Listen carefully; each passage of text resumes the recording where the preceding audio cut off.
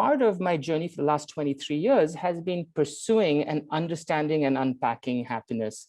And I've reached the point where a couple of years ago, I feel that like the journey of a social entrepreneur, social innovator, actually is a very, very fulfilling journey if we think about the elements of well-being and happiness.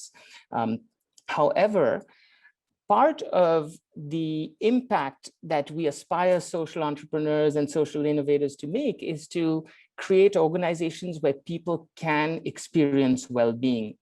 And are we modeling that for ourselves? Are those institutions that are, I would say, the breeding ground for social innovation, where we're developing social entrepreneurs and innovators, are we giving them an example of what it is like to design an institution and to have an institution that truly encourages flourishing? That's the question that I'd like to bring to this group.